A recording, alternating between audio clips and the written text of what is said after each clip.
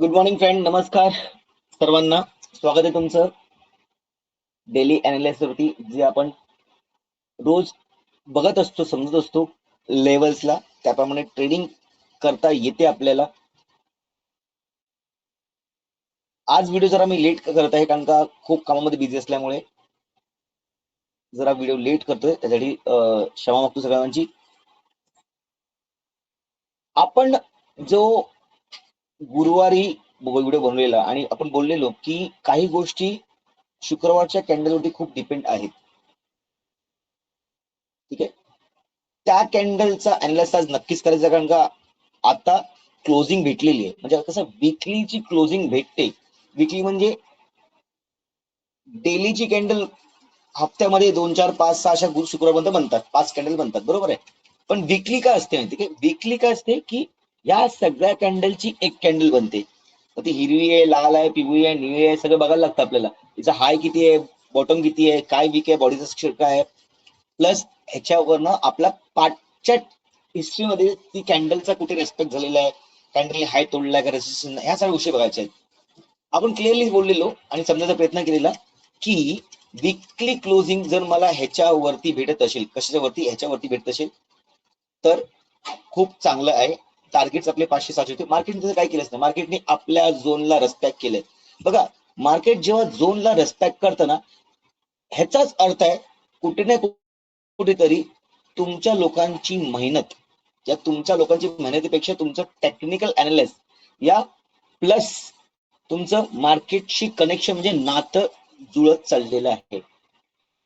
आणि खरं सांगू तुम्हाला की जेव्हा ह्या दोन गोष्टी एकत्र येतात, टेक्निकल अनालिसिस शिकता, समजता आणि नंतर कनेक्शन होतं ना, तो तुमच्या दिवसाचा सर्वात मोठा वाटा असतो. कुठल्या? तुमच्या मेहनतीचा, तुमच्या हार्डवर्कचा. आणि ही 1 2 3 दिवस या 6 महिन्याची मेहनत असते, ही वर्षाची मेहनत असते. त्यामुळे जर तुम्ही कनेक्ट होत असाल तर चांगली गोष्ट आहे. हर एक गोष्टीला वेळ लागतो. मेन तर टाइम सर्वात इम्पॉर्टंट फॅक्टर आहे आयुष्यामध्ये. म्हणजे पर्सनली पण घ्या, तुम्ही ट्रेडिंग मध्ये पण घ्या, हर एक गोष्टीला टाइम देणं जरुरी आहे. आता मी असा विचार करतो की यार, आता मी प्रोफेशन हा सोडतोय आणि मी उद्या डायरेक्टली तबला वाजायला शिकतोय या व्हायोलिन वाजायला शिकतोय. माझा प्रोफेशनच नाहीये. उद्या मी बोललो मी एक बार क्रिकेट खेळायचंय, तर मी सक्सेसफुल होईन का? बघा, सक्सेसफुल होण्यापेक्षा मी एक चांगला प्लेअर होईन का, ही भावना माझ्याकडे असली पाहिजे. म्हणजे ती कला या तो गुण माझ्यामध्ये कितीपर्यंत येत आहे, या त्याला मी किती साध्य करत आहे, तो माझ्या आत्म्याला जुळत आहे की नाही, कनेक्शन होत आहे की नाही, हे सगळ्या गोष्टी आहेत. बघा, कुठलीही गोष्ट जेव्हा कनेक्शन होते ना, कनेक्शन होतं सोलची, आत्म्याची कनेक्शन होतं ना, जगामध्ये अशी कुठलीच गोष्ट नाही जी तुम्ही प्राप्त करू शकाल, तुम्ही अचीव्ह करू शकाल. मी पर्सनल लाईफ बद्दल बोलतोय. ट्रेडिंग पण त्याचाच भाग आहे. ट्रेडिंग पण त्याचाच भाग आहे. जिथपर्यंत तुमचं कनेक्शन नाही होणार ना, तिथपर्यंत तुम्ही आयुष्यात सक्सेसफुल होणार नाही. बघा, आपण विकलीवरती काय बोललो, आपण आता विचार बघून घेऊया. विकलीवरती आपण काय बोलतो, विकलीवरती आपण बोलतो की आपल्याला एक ट्रेंडलाईन जी येत आहे त्याच्यावरती आपल्याला मार्केटने क्लोजिंग देणं जरुरी आहे. विकलीवरती मार्केटनी एक मोठा हाय केला आणि मार्केट इथेच क्लोज झालं. हा, मार्केटमध्ये पॉझिटिव्हनेस आहे, मार्केट पॉझिटिव्ह आहे तर खरं आहे, पण क्लोजिंग भेटली नाही. ठीक आहे, मग समजा आता ही वीक नाही तर पुढचा वीक, म्हणजे पुढचा वीक आता पूर्ण एक कसोटीचा सामना बनणार आहे का? पटकन मला प्रश्न तुमचा आला, अरे असं काय? तर ह्या गोष्टीचा संबंध ह्याच्या क्लोजिंग वरती येतोय. हा, मी जर इथे क्लिअरली दाखवतो.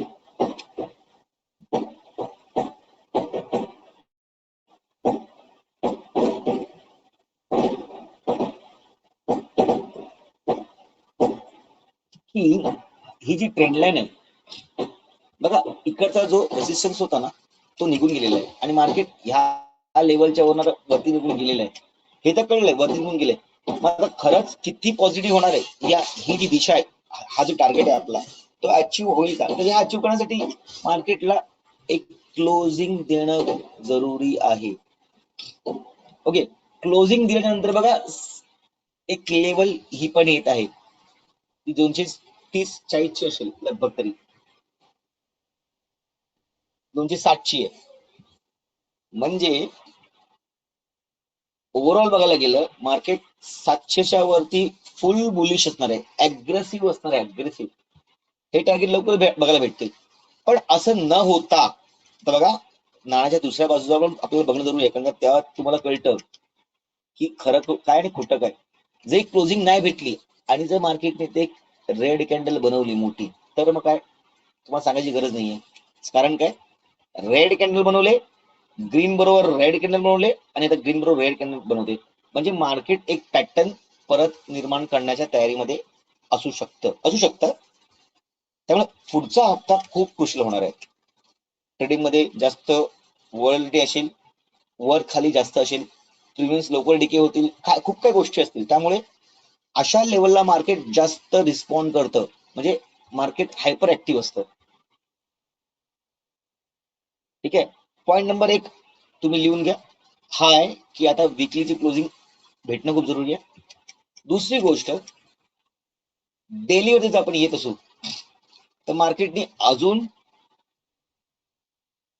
एक कॅन्डल इथे ग्रीन बनवणं जरुरी आहे. असं बघायला गेलं तर मी पॉझिटिव्ह आहे. याचं कारण काय माहिती काय, मार्केट जेव्हा पण मी सांगतो तुम्हाला, मार्केट जर डायरेक्टली जात असेल ना, मार्केट जेव्हा डायरेक्ट जात असेल तेव्हा मी जास्त ट्रेडिंग करत नाही.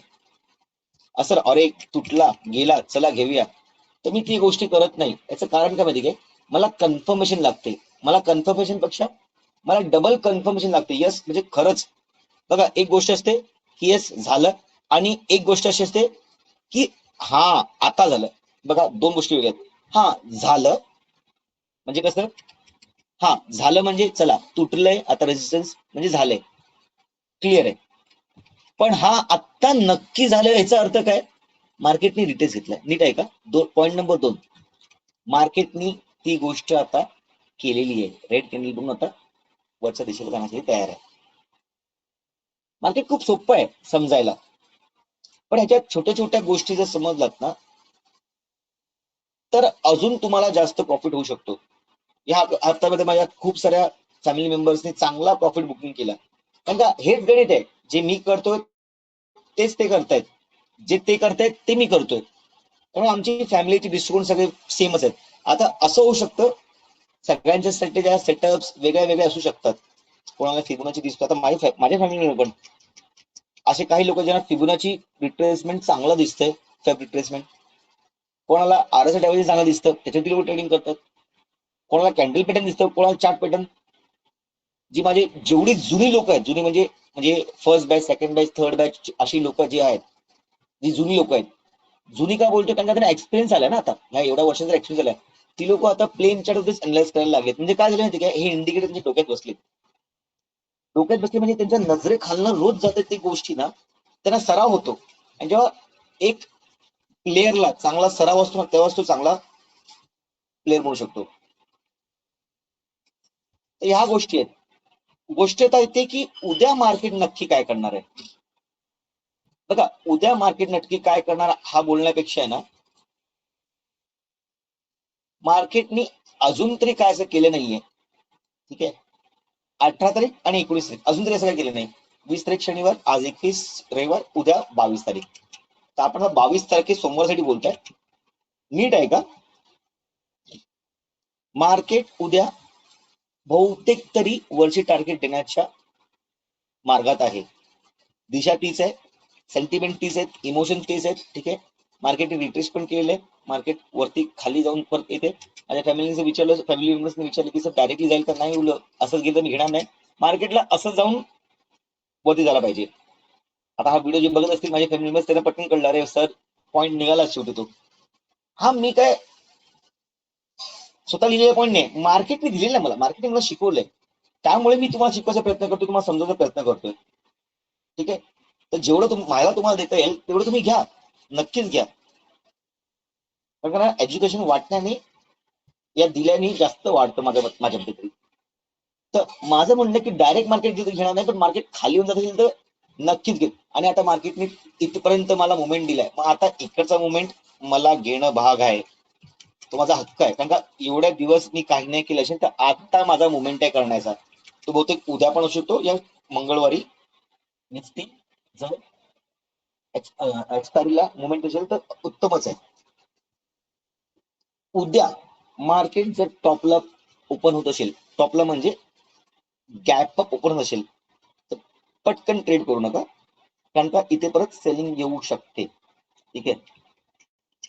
मुद्द्याचं बोलण्याचं असं आहे की समजा मार्केट जर ह्या लेवलला येत असेल, कुठे फ्लॅट ओपन होऊ दे, अप होऊ दे, डाऊन होऊ दे, जर मार्केट उद्या ह्या लेवलला जर सपोर्ट घेत असेल तर डेफिनेटली मार्केट एक वरचा मुवमेंट देणारच. नीट आहे का? जर मार्केट उद्या खालचा मुवमेंट इथे सपोर्ट घेत असेल तर मार्केट एक वरचा मुवमेंट देईल. मी आता हा ड्रॉ पण करून देतो. मार्केट जर हा मुवमेंट देत असेल ना, असा सस्टेन होत असेल, तर मार्केट एक वरचा मुवमेंट नक्कीच देईल. ठीक आहे.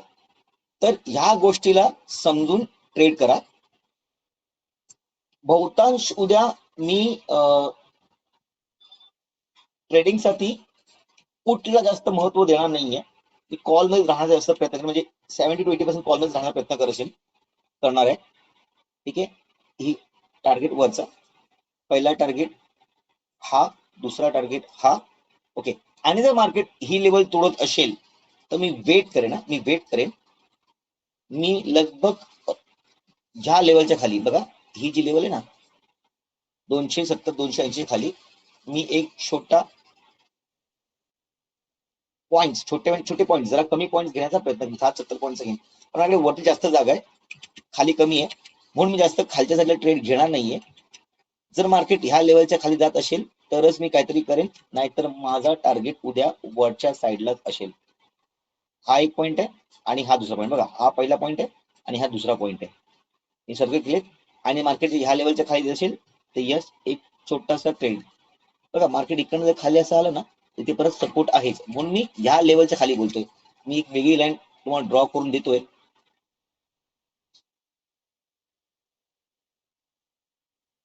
की बघा याच्या खाली जर मार्केट येत असेल आणि सस्टेन होत असेल तर मी खालचा ट्रेड घेईन, पण खालच्यासाठी मला जास्त जागा नाहीये इथपर्यंत.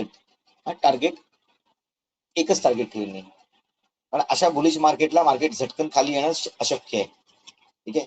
जर इनकेस आलं तर मग उद्या बघूया काय ते, कारण लाईव्ह मध्ये जे अभ्यास भेटतोय तो तुम्हाला सांगता येईल. आता तुम्ही लाईव्ह मध्ये असं तुम्हाला पुढच्या गोष्टी सांगितल्या असत्या, समजवल्या असत्या, पण ओव्हरऑल स्टडी डेली वरती अशीच होते, ह्या पद्धतीमध्ये होते आणि ह्या पद्धतीमध्ये आपल्याला ट्रेनिंग करायला लागते. ठीक आहे. तर उद्यासाठी एक चांगली अपॉर्च्युनिटी होऊ शकते, नक्कीच चांगले प्रॉफिट पण होऊ शकतात येणाऱ्या आज आणि उद्या आणि परवामध्ये. त्यासाठी सांभाळून ठेवा, शिका, समजा, ट्राय करा कॉन्सेप्ट समजायचे, सेटअप बनवा, आपला निर्णय घ्या आणि त्यानंतर ट्रेडिंग करा.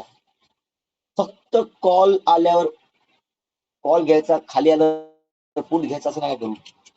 ठीक आहे. तर उद्या दिवस तुमचा खूप चांगला जावो, तुम्ही ग्रीन मध्ये क्लोजिंग व्हावी. आणि ग्रीन मध्ये क्लोजिंग याचा अर्थ काय की माझे बहुतांश फॅमिली मेंबर्स या हप्त्यात ग्रीन मध्ये आणि चांगल्याच ग्रीन मध्ये क्लोजिंग झाले, त्याच्यामध्ये त्यांचं सगळ्यांचं अभिनंदन. खूप बरं वाटतं असं लोकांना ग्रीन मध्ये क्लोजिंग होताना, कारण का त्यांची स्वप्नाचा प्रवास चालू झालेला आहे आणि नक्कीच ते पुरी करून त्याची अपेक्षा पण आहे. तर हा व्हिडिओ तुम्हाला आवडला असेल तर नक्की लाईक करा, सबस्क्राईब करा, शेअर करा, कमेंट करा. तुमचा दिवस, उद्या दिवस ग्रीन मध्ये राहू अशीच अपेक्षा करत मी थांबवतो. धन्यवाद.